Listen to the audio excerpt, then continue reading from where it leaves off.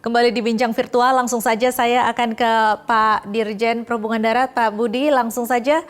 Jadi pada prinsipnya sampai dengan saat ini memang ada semacam perkembangan dari awal sampai dengan sekarang, di mana awal kita ada melakukan hanya sekedar himbauan untuk tidak mudik. Tapi setelah tanggal 24 itu tegas Pak Presiden mengatakan kita tidak boleh mudik.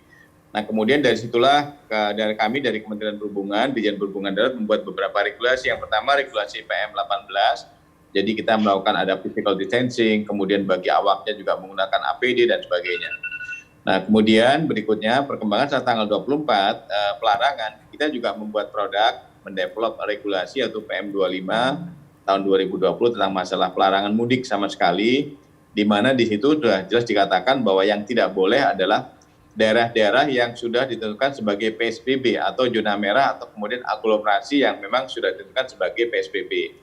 Jadi ada 3 hal yang masyarakat tidak boleh keluar atau masuk kepada daerah yang sudah ditentukan PSBB dari Kementerian Kesehatan atau zona merah dari gugus tugas atau kemudian dari aglomerasi yang sudah ditentukan sebagai PSBB. Kemudian untuk jenis kendaraannya sudah ditentukan, angkutan umum itu nggak boleh sama sekali kan pergerakan, jadi kita tutup, untuk bus kita tutup. Kemudian kendaraan pribadi juga demikian dan sepeda motor juga demikian. Tetapi itu adalah kepada masyarakat yang tidak boleh melanjutkan perjalanan adalah yang masyarakat mau mudik. Nah kemudian menjadi persoalan adalah menyangkut masyarakat yang tempat tinggalnya atau lokasi pekerjaannya atau usahanya itu harus menyeberang ke checkpoint. Nah ini yang barangkali yang terakhir kita melihat bahwa di dalam penegakan aturan itu ada teman-teman kepolisian di lapangan bersama dengan TNI, kemudian bersama juga dengan Pol PP, bersama juga dengan Kementerian Perhubungan, Disub dan sebagainya. Nah akhirnya yang masyarakat boleh lanjut atau tidak di masing-masing checkpoint itu, kalau untuk yang mudik, indikasi mudik itu teman kepolisian tahu, karena setiap masuk checkpoint, itu semua kendaraan harus membuka kaca pintunya, kelihatan pasti kan, kalau bawa bekal, bawa barang, dan sebagainya, pasti akan mudik ya nggak boleh. Kemudian berikutnya adalah persoalan masyarakat yang memang ada pekerjaan atau ada kepentingan khusus, kemudian harus nyebrang ke checkpoint. Itu yang sekarang sedang kita coba akomodir, mungkin barangkali ini sejalan yang disampaikan oleh Pak Dedi. Pak Dedi itu tadi usulannya menyangkut masalah pegawai-pegawai yang non formal yang sekarang ada di Jakarta, dan itu banyak di sekeliling beliau yang tinggal di Indramayu, itu yang mungkin barangkali inginnya beliau diberi kesempatan untuk pulang gitu kan. Tapi justru mungkin pemerintah sekarang kan melarang mudik, jadi kalau mereka pulang artinya mereka mudik gitu atau pulang kampung. Kalau bagi saya itu hanya menyangkut masalah waktu saja. Biasanya orang pulang kampung antara H-7 itu udah mudik dia. Tapi kalau sekarang ya memang menurut saya pulang kampung gitu. Tapi karena di Jakarta sudah banyak pekerjaan yang atau aspek ekonomi udah berkurang, ya mereka mungkin boleh kita katakan pulang kampung atau kemudian sekalian juga mudik gitu. Karena mungkin baliknya nanti setelah Lebaran barangkali gitu kan. Itu. Karena Pak Presiden mempertimbangkan diberi dulu BLT supaya mereka mungkin kalau tidak mudik di Jakarta itu ada pegangan untuk kemudian untuk beli makan dan sebagainya. Sama kemudian sekarang kan udah mulai banyak gerakan masyarakat yang membantu lingkungan. Jadi banyak masyarakat yang merasa mampu menghimpun biaya bikin dapur umum termasuk TNI dengan Polri bikin dapur umum, kemudian membantu masyarakat sekitar untuk ya makan siang, makan malam dan sebagainya. Selain BLT yang diberikan oleh pemerintah tadi. Iya, Pak Gindo menanggapi hal ini seperti apa Pak? Kalau misalnya di seluruh dunia juga sepertinya kan sudah mulai ada ya tindakan-tindakan prososial seperti itu, saling membantu, kemudian peran serta masyarakat juga sudah semakin meningkat seperti itu. Jangan lupa ya, di Indonesia seperti yang dibilang Pak Dirjen tadi, kalau mudik itu bisa 23 juta. Swedia itu cuma 10 juta.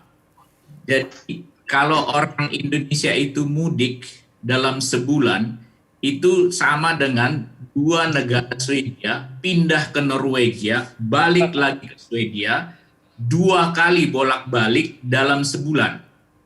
Jadi apa yang dikerjakan Indonesia ini 4 kali lebih sulit daripada apa yang dikerjakan Swedia. Oleh sebab itu, apa yang diusulkan oleh Pak Dedi dan ditanggapi Pak Budi, misalnya kerjasama antara pemerintah Jawa Tengah, pemerintah provinsi dengan pemerintah pusat, itu perlu didukung dan disempurnakan. Jadi misalnya kalau memang harus didata, Mbok ya datanya itu dibuat lebih tertib misalnya.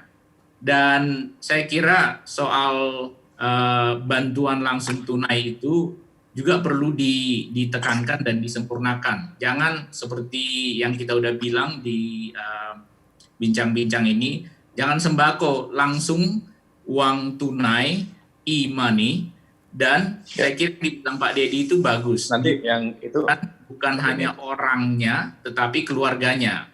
Jadi apa yang sedang dilakukan Indonesia itu sudah mulai bagus. Yang terakhir, saya ingin tekankan berbeda dengan di Inggris atau di Eropa, kesadaran di Indonesia itu kurang, itu sebagian karena kita juga kurang menyampaikan kenapa ini krisis, bukan hanya krisis kesehatan, tapi juga krisis ekonomi. Bukan hanya untuk kepentingan pemerintah, tetapi juga untuk kepentingan saudara si pekerja serabutan. Bahwa ini bukan hanya mengancam kesehatan, tapi juga mengancam perekonomian, bukan hanya si pekerja serabutan, tetapi sanak saudaranya juga. Baik, sebelum kita break, saya ingin minta tanggapan kepada Ibu Sondang. Bagaimana Bu Sondang menanggapi hal ini? Ya, jadi memang mengatur di Indonesia itu agak sedikit berbeda, bukan agak sedikit, banyak berbedanya gitu ya dibandingkan negara-negara maju seperti di Inggris, di Norwegia, atau mungkin di negara-negara seperti di Amerika, karena memang dari tingkat mungkin pengetahuannya juga, tingkat pendidikannya, dan juga budayanya juga berbeda begitu. Nah, usulan yang dari Pak Dedi dengan Pak Gindo dan juga Pak Paulus mengenai ada juga pihak-pihak yang katanya memang harus pulang kampung, saya sih setuju saja, tetapi bagaimana memang mengatur mekanisme secara teknis di lapangan supaya agar ini tidak menjadi sesuatu yang rush ya gitu ya, jadi crowded di lapangan, karena kalau kita harus memeriksa dahulu, alat periksanya pun juga sekarang saat ini kita tahu tidak cukup memadai untuk di Indonesia begitu.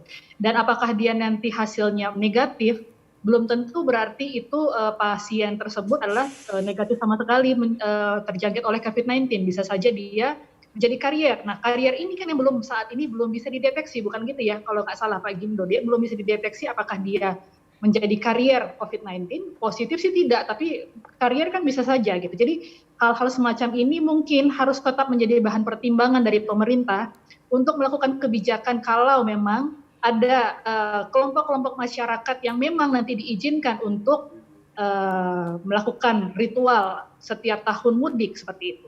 Nah, kemudian mengenai bantuan sosial. Nah, ini memang mengenai balik lagi mengenai kita berbicara masalah data. Data di Indonesia saat ini memang kita ya agak sedih, bukan agak sedikit, kita memprihatinkan lah. Kita sudah 73 tahun merdeka, tetapi masalah mengenai urusan data aja kita tidak bisa satu pintu, tidak bisa satu data.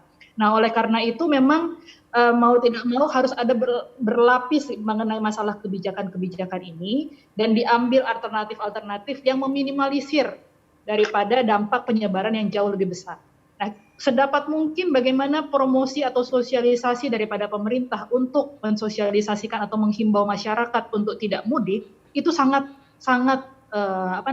diperlukan sekali. Kalau perlu pemerintah bisa memberdayakan para influencer yang saat ini memang lebih didengar atau tokoh masyarakat dan lain sebagainya agar ritual pulang kampung ini tidak menjadi satu gelombang kedua daripada pandemi COVID-19 ini lebih, karena sekarang kita tidak tahu bagaimana kurvanya di Indonesia, tetapi begitu dengan ada yang nanti mudik rame-rame, kita tidak bisa berpikir begitu ya.